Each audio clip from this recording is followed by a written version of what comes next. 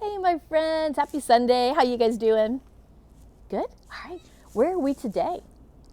I know, a different place. Every part of this little story about who? Who are we talking about? Jacob and Esau. You are right. And the first time we talked about Jacob and Esau, do you remember those brothers who fought even in their mommy's belly? Yeah, those guys. And so the first time we were in the kitchen because we were talking about Jacob cooking with his mom, Rebecca. And Esau came in and he was just so hungry. And he said, I'm going to die of hunger. Give me some soup. And Jacob said, give me your birthright. And he did it. He did it. And so that was story number one. Jacob, not so good in that one. Then this next story came last week. We were in a tent, right? Do you remember? That was Isaac's tent, right? And Jacob came in and said, I'm ready for my blessing. But wait, whose blessing was it supposed to be? The oldest son. And who was the oldest son? That was Esau, right? That was the culture. That was the tradition. And Jacob came in and he brought some stew and he covered his arms in little goat fur. Because remember, Esau was really hairy and furry. So he covered up. So he felt like Esau, but he sounded like Jacob. And he smelled, because he put on Esau's clothes, right? He smelled like Esau, but he still sounded like Jacob. And he did some other things too. I hope you guys will go back. If you've missed those two lessons, go back, because it kind of helps connect this whole thing. But go back and check those out. But here we are. Esau found out that Jacob took his blessing, right? And was Esau just like, no problem, brother? No. He was so angry. And so he said, I'm going to kill my brother. And Rebecca, their mommy, overhearing that, saying, I have to save Jacob. So she goes to Isaac and says, all right, we're going to send Jacob away. We're going to send him back to Haran so we can find a bride from the area where our people are, people who love the Lord, right? And so they sent Jacob away. But did they send Jacob with servants to help him? No. Did they send Jacob with lots of camels to ride on and riches and things? No, it was just Jacob. And he was all out, all alone, so he thought, in the middle of nowhere. And that's where our story starts today. Are you ready? I'm actually going to read it to you guys out of this Bible. I love this one. It's a child's story Bible by Catherine Voss. And I read it to the big kids a lot. And I really like it because it was written from a mommy's heart. There was a mommy who Catherine, who really wanted her kids to have great Bible stories. And she started writing. And she kept writing. And she kept writing. And finally, by the time she had grandkids, she got this all done. So it's a labor of love. And I really love the way she tells the stories, but especially this one. So I'm going to read it to you if that's okay with you guys. Is that all right? Sound good? All right. Are you ready? Snuggle up. Get your blankies. Get some pillows. Get comfy. It's a good story. It might even be a bedtime story, depending on when you're watching this. All right, here we go. It's called Jacob's Dream. One night, Jacob lay down on the ground to sleep with only a stone for his pillow. Poor Jacob, right? While he was asleep, he forgot all about being tired and lonely, for he dreamed the most wonderful dream. He saw a ladder. Do you see our ladder? Yeah. It was so long that it seemed to stand on earth and reach to heaven. Wow. On the ladder, he saw bright angels. I spy. Anybody see an angel? Yeah. He saw bright angels walking up and down. This beautiful sight filled Jacob's mind with wonder. At the top of the ladder, okay, drum roll please, stood God himself. Wow, what a wonderful dream, right? Here he is dreaming of angels on a ladder up to heaven. God said to Jacob, I'm the Lord God of Abraham and the God of Isaac, your father. And I'm going to give you the land that you're lying on to you and your children. Now wait, have we heard that before? We sure have. That's what he said to Abraham, right? And to Isaac? Yeah. Your children's children shall be as many as the dust of the earth or the stars in the sky. They shall spread to the west and the east and the north and the south, and in your children shall all the families of the earth be blessed.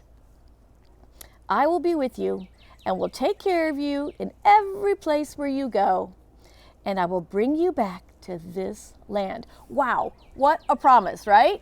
So Jacob, he's heard that promise before to Abraham and to Isaac. Now it's coming to him, and he says, I'm going to take care of you. I'm going to be with you. For I will not leave you until I have done everything that I have promised. All right, when God promises, he keeps his promise, right? So he's telling Jacob, don't worry, I'm not going to leave you. I'm going to be with you. When Jacob woke up, he said, surely the Lord is in this very place, and I didn't even realize it. When he thought he was alone, he was with God, right? And he was afraid, for he said, how awesome this place is. Now, that was the fear of the Lord.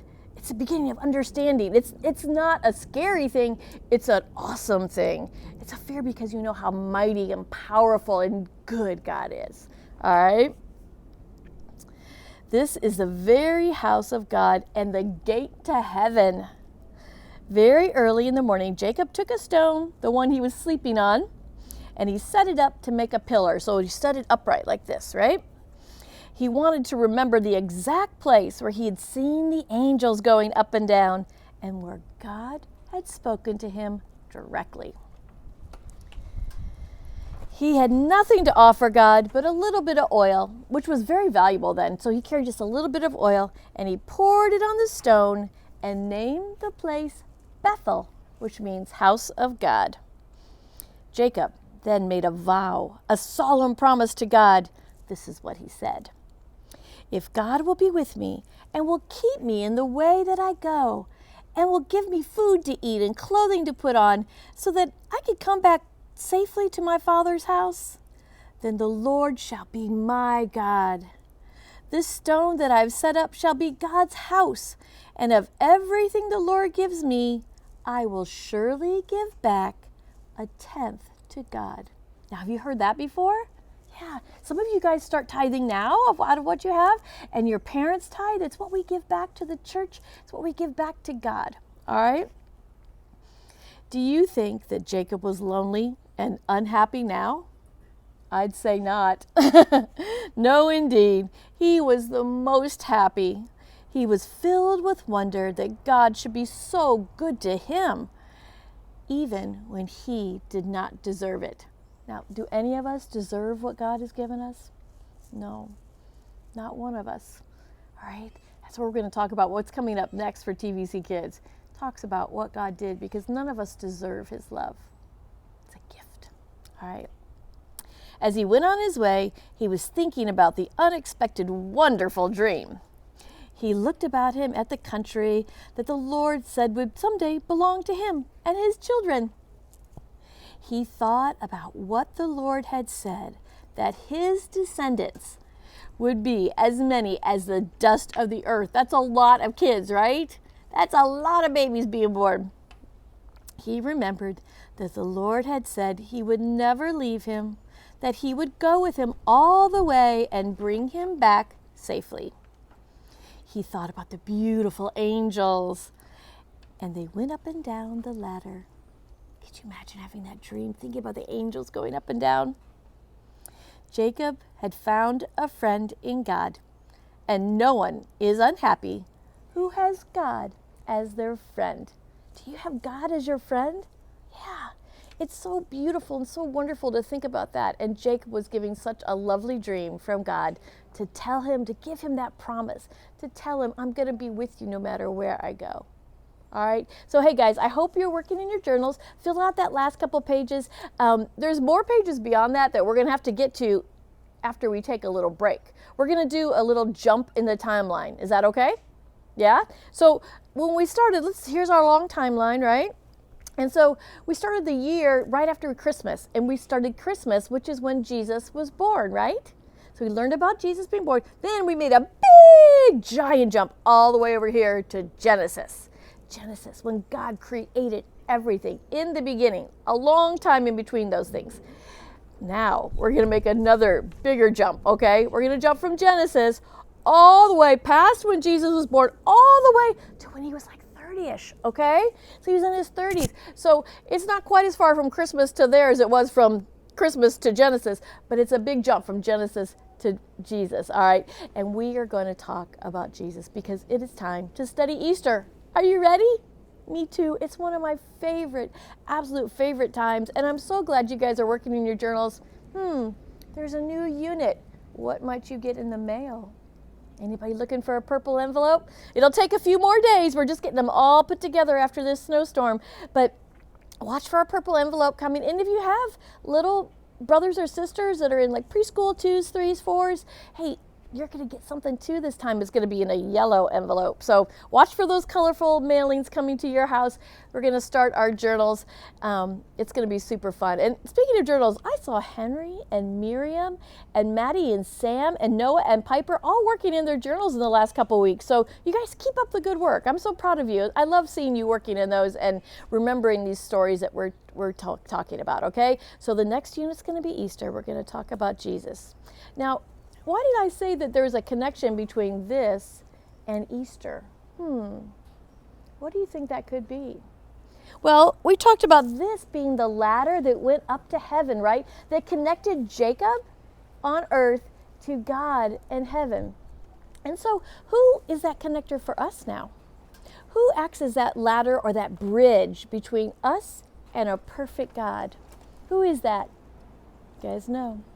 It's Jesus. All right, so that's what we're going to talk about as we study Easter, is Jesus who is sent by God for us to make that perfect bridge, that perfect ladder, right? That ladder between us and a perfect God. All right, Jesus takes our sin and allows us to spend time with God. All right, that ladder that goes to heaven. This one went for Jacob. We have one in Jesus. So that's what we're going to talk about with Easter. Are you guys ready to study? I am so ready. I love talking about Jesus coming to earth and dying because he loves you and he loves me and your parents and our world. He loves our world so much. So get ready for that. We have lots of fun activities. I even going to meet you in the park. Are you ready to meet me in the park? All right, watch next week and I'm going to give you all the details on that. We've got some games we're going to do, all kinds of stuff coming up. But most of all, guys, I just want you to know that you are loved. You are loved by Jesus. All right, you guys, I love you, and I'll see you next week, all right? See ya.